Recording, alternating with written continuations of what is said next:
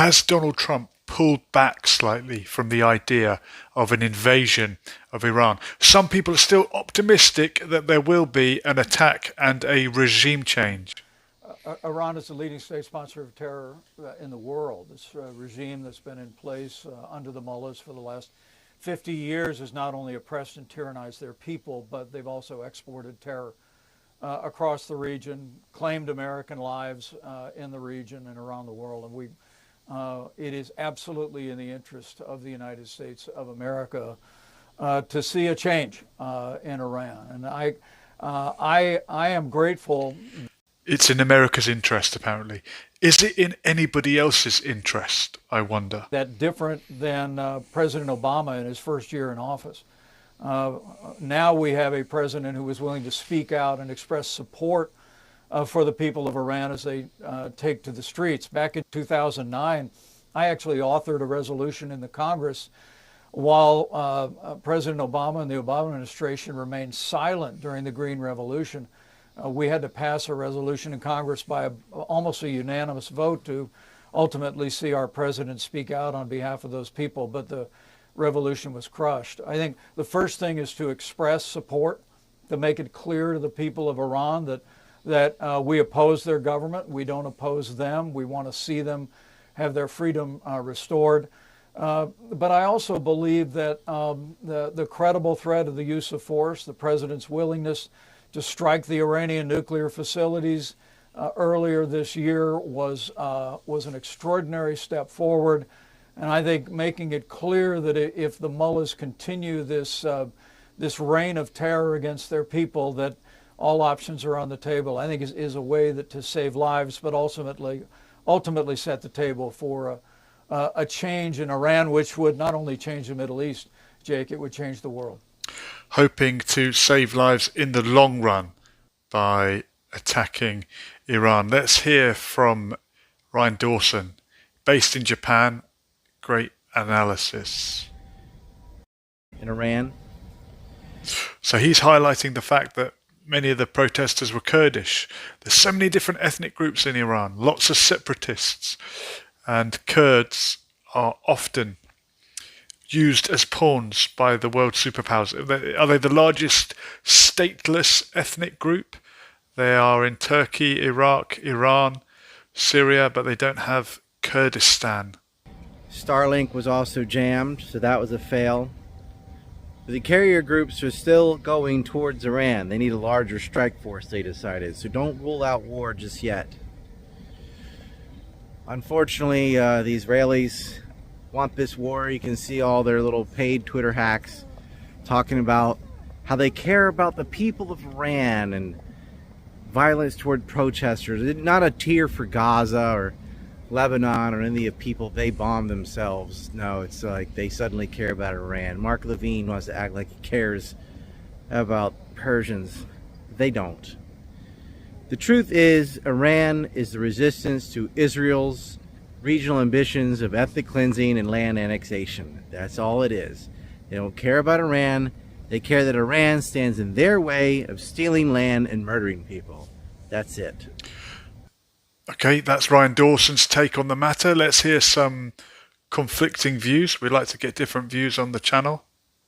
Where are all of the so-called pro-Palestinian humanitarians right now? You know, for about 3 years now, we've been told that Israel is an oppressor, that they kill Palestinians for being Palestinians, that they deny equality, and that they're not even a democracy. Netanyahu is clinging to power, doing everything he can to stay there, and that they have an unfair system. It's immoral. And fine, that's wrong, but you've made your accusations. But now you're quiet about Iran, an actual theocratic dictatorship, a regime that has in the past and right now is shutting off internet, so that people can't, have access to the outside world. A government that now and historically has executed, even publicly by hanging dissidents, that jails women and kills women for defying dress codes like they did with Mahsa Amini back in 2022, and they rule by fear.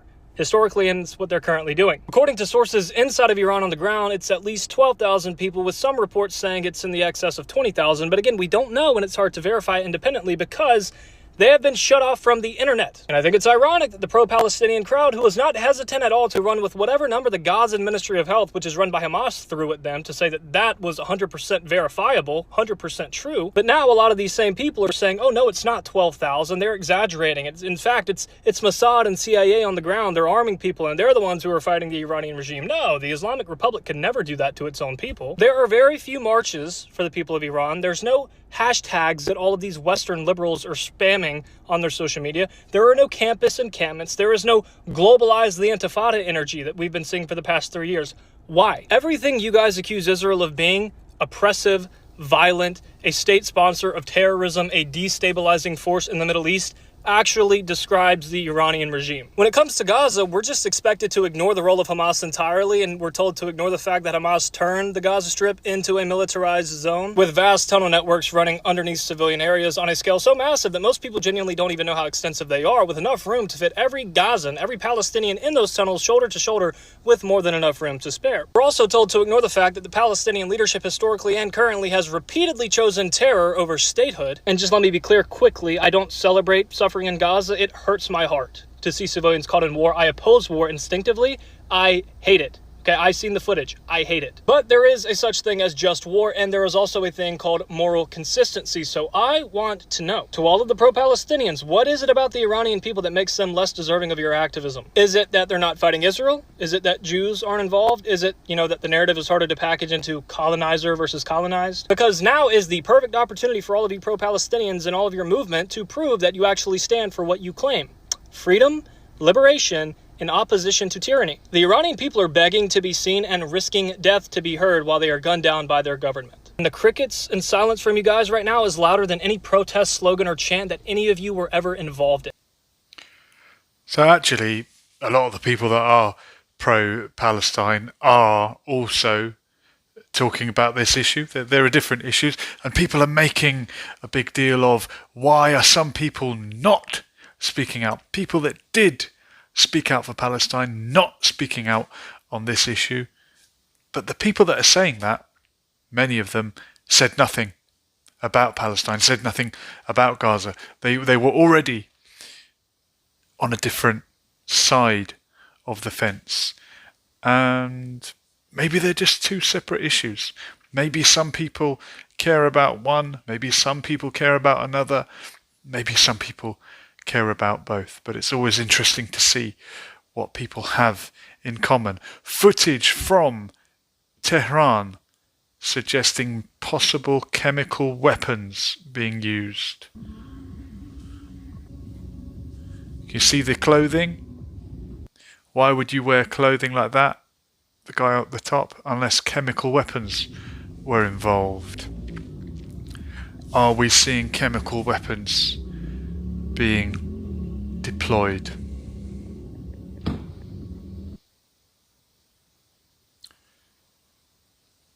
And here it is from a different angle.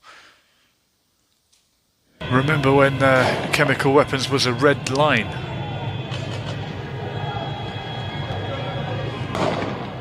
I know it's not great footage, but with the internet cut out, there's not a lot we can do.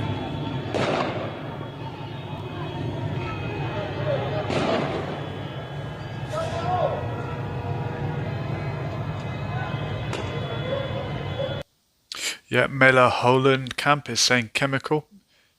Could be. Let's hear from Russia Today. Remember, RT is a Russian national television channel aligned with Russia and therefore aligned with the Islamic Republic.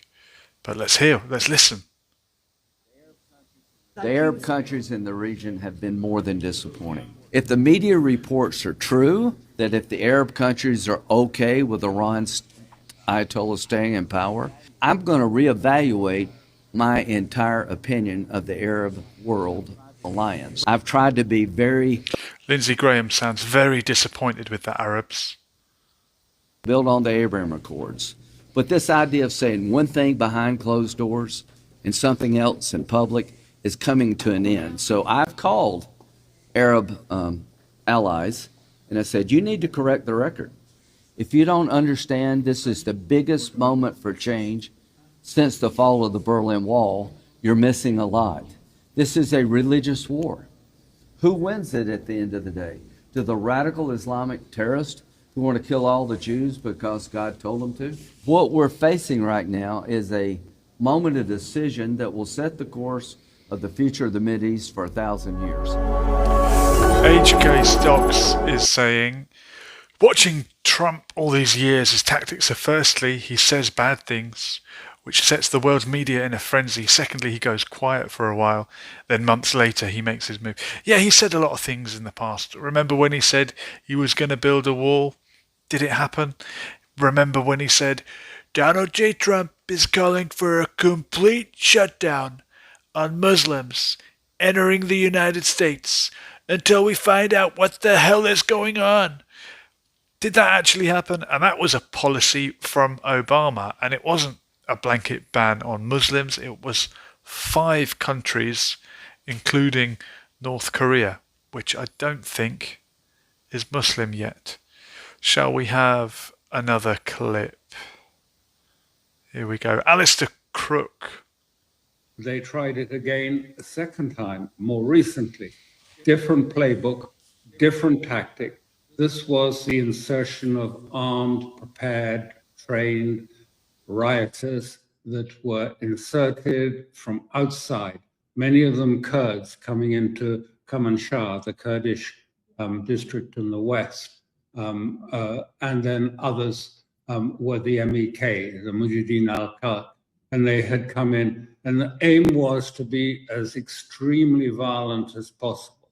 I think I described it before, how it actually worked, but it was an attempt to really to set on fire sort of these groups, collect groups, and then through violence and through having snipers high up, fire at the security forces, and the security forces never knowing where the shots come from. It's a myth that you know where shots are coming from. In my experience, I've been under fire. You don't know. And so they started firing back, assuming that these were the people, and people were killed. Innocent people were killed in that process. That's what they wanted. They wanted to turn this into a riotous event. And to a certain extent, they succeeded. And then Iran turned the surprise on its head, cut off the internet, cut off international calls, and cut Starlink, which the American and Western intelligence all said, it can't be done. It couldn't have happened. It wasn't possible. Starlink will go on for good. No, it was cut. And some estimates of 40,000 terminals went dark.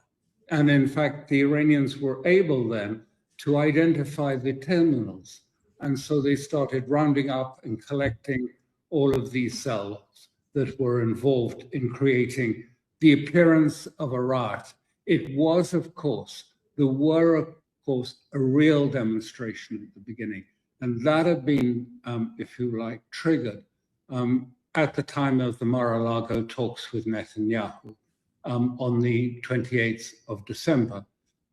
They crashed the value of the rial by a huge amount, 30 to 40% in a day, by market operations. We've seen this before, short selling of a currency and then crashing the value.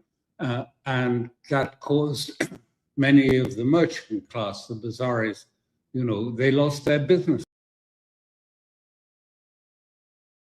So that group he's mentioning there, the MEK, remember, they were at some point an ally of Saddam Hussein.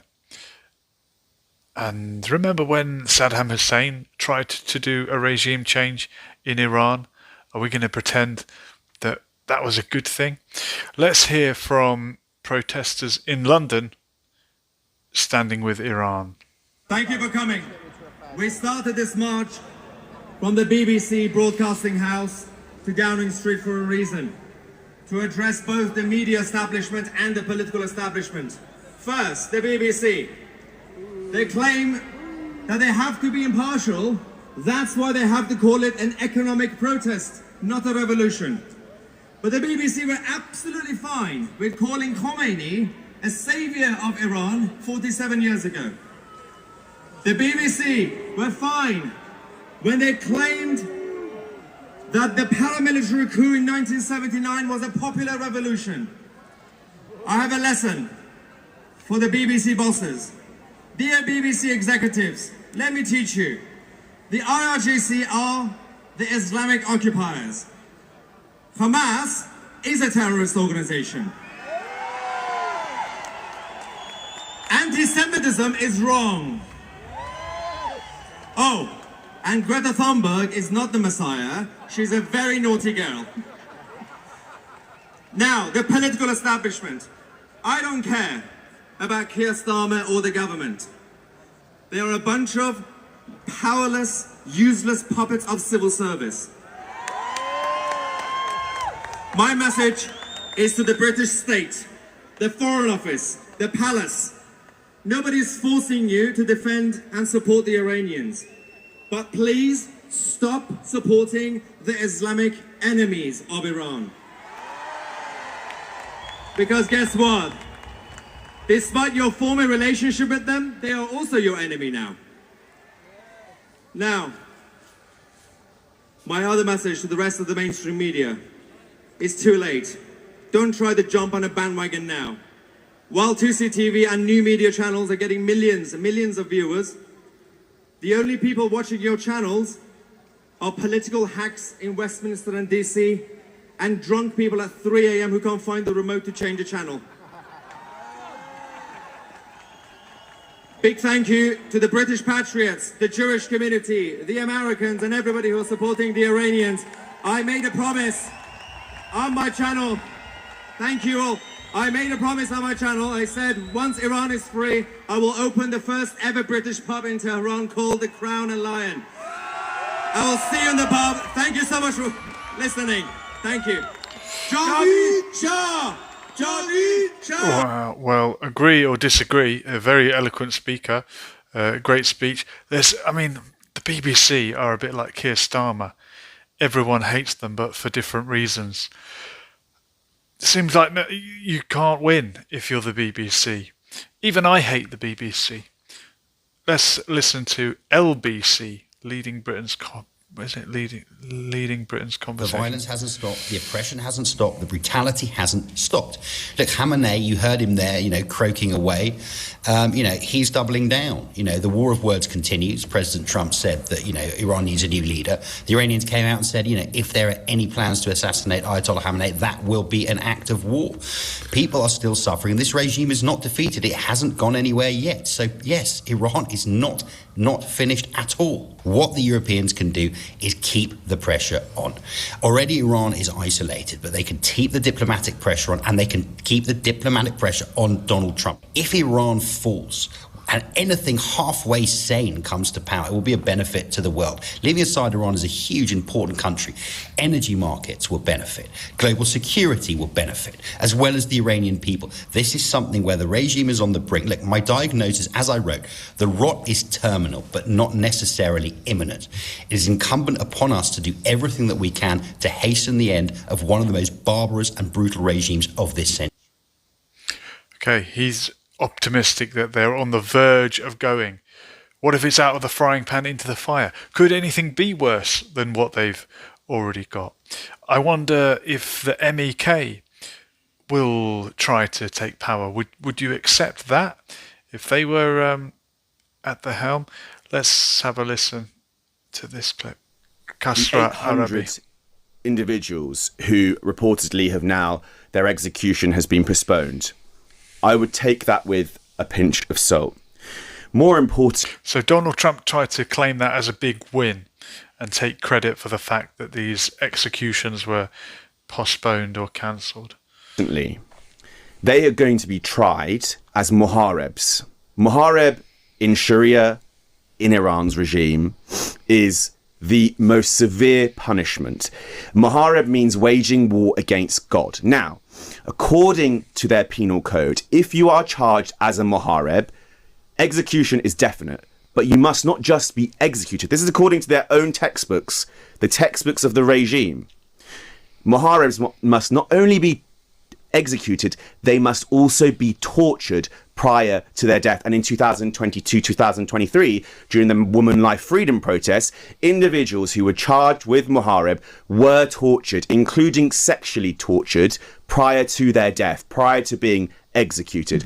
So that risk is still there. And we can be sure. We had the head of Chief Justice today saying that the people want these individuals, their base, to be executed. So we're just carrying out the orders of the will of the people. The situation is extremely dire. The regime has gone into full brutality mode. It's only going to get worse. The optics of... So Muharib, Harb, is the Arabic for war. I know Persians speak Farsi, but there's a lot of Arabic language, a lot of Arabic vocabulary in the Persian language. So Harb would be war. Muharib, someone who wages war. And in this context, they're saying it's against God. The Arabic for terrorist is Irhabi. That's from the same root. Ahmad is saying, stop talking about other country. No head. Okay, Ahmad. Well, thank you for your insight on that one. You don't want people to talk about Iran? Do you think only Iranians should talk about Iran? I don't know if he is Iranian, that gentleman. Does anyone know where Kasra Arabi is from? He's an Iranian military expert. His name would suggest Arab origins, but like I say, there's a lot of mixing between the two in that part of the world. Elsewhere in the chat, HK Stocks was explaining how much of the border of the wall that Trump constructed, that he promised he would. As of January 2026, approximately 776 miles of physical barrier are in place along the 1,954-mile US-Mexico border. Okay, so maybe Trump did make some kind of a border, some kind of a wall that he said he would do. And he's seemingly, and it's a good observation you made, that he says one thing and often he says ridiculous things and then he goes quiet. The media speculate. Is that part of his plan? He always comes across as very sort of random and he just says whatever he thinks. Do you think Donald Trump is genuine?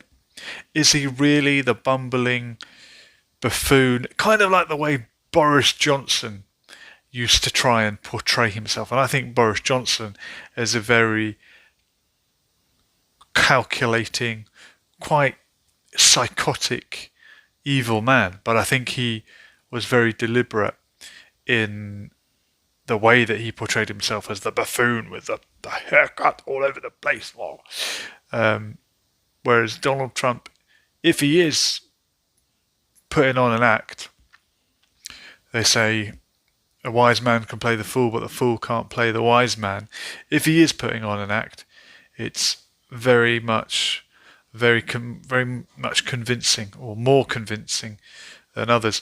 HK is saying he's only built 120 miles during his 2 terms. Okay, so in the grand scheme of things, he talked big about building this wall, and he never really did much of it. 120 miles. And that's probably the reason half the people that voted for him, because of the wall. And another reason a lot of people voted for him was the idea of no more war. He wasn't going to be an interventionist. He wasn't going to get into destabilizing other countries and ousting leaders. But here we are in his 2nd term, and remember, he is toying with the idea of going for a 3rd one, and he's kidnapped or captured Nicolas Maduro. He's on behalf of whom? Was that any benefit to the US? They argue it's because of the drugs that are coming into the country. In the grand scheme of things, in the bigger picture, who are Venezuela in league with? Who do they have close ties with? And now he's threatened this regime change in Iran, and he's drawn the red lines. And whenever any politician draws a red line, open goal for false flag, isn't it? We spoke earlier on about chemical weapons, and I showed you the footage of people wearing a suit that looks like they might be handling chemical weapons. The minute chemical weapon attack in Syria was a red line that was announced, lo and behold, next thing you know, there was a chemical weapon attack in Syria. Coincidence or not? So whenever you throw out there, I'm going to do X if Y happens, you're giving the enemy a chance to facilitate Y in order for X to happen, or vice versa. False flag. I'm not saying that the footage I showed just now was any kind of false flag attack, but if you put a condition out there, you're asking for it to be fulfilled. I mean, some people might say, what more has to happen? How many people have to lose their life on our streets protesting for change before you lift a finger to come and help? But the help from the Western powers is never the right help. If you really wanted to help these starving people whose currency is worth nothing, we know what happens in countries where the currency is worth nothing. Remember the photos of German people carrying wheelbarrows and stacks of cash and couldn't buy a loaf of bread. They turn to extremists in time like that. There's already extreme people in power. You could end up with someone even more extreme. You could go out of the frying pan into the fire. I know this very friendly, cuddly Shah's son, Pahlavi, it wants to come back, and it's all going to be rainbows and unicorns for everybody. But is it really, though? Is that really what the new free Iran is going to look like? If you stopped the sanctions, wouldn't these people have a better chance at life? The sanctions in Syria have recently been lifted, or some of the sanctions have been lifted, because there's a new president, there's a new regime, a regime that the West are not hostile to. And some people would almost rather suffer for being on the right team than alleviate the poverty, but you're in league with the US. It's easy for us to say it, sitting here saying no, never jump into bed with the imperial powers. If you're a real die-hard left winger, if you're on the far left, but if your people are starving, what do? Very often we are punished for being right rather than being wrong. Age Case is saying keeping Venezuela's oil tied to the dollar and mostly in the ground with a broken infrastructure is good for America. Right, so keep the oil where it is. Keep that natural resource under the ground. You're in control of it. You can tap into it as and when, rather than having a country, profit from their own oil. How dare they? Just like Dr. Mossadegh attempted to do so before he was ousted. And then the Shah, the glorious years of the Shah. I don't know if Dr. Mossadegh has a son or a great grandson by now, but wouldn't he be the rightful heir to not the throne, the leadership of Iran? And not everyone that is against the Shah, the Islamic Republic, not everyone that is for regime change are on board with the idea of an intervention or an invasion or a Western-backed attack.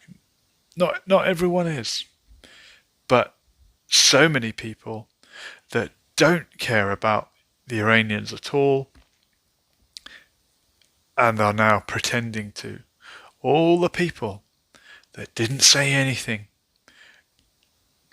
when other people were being destroyed are now speaking up.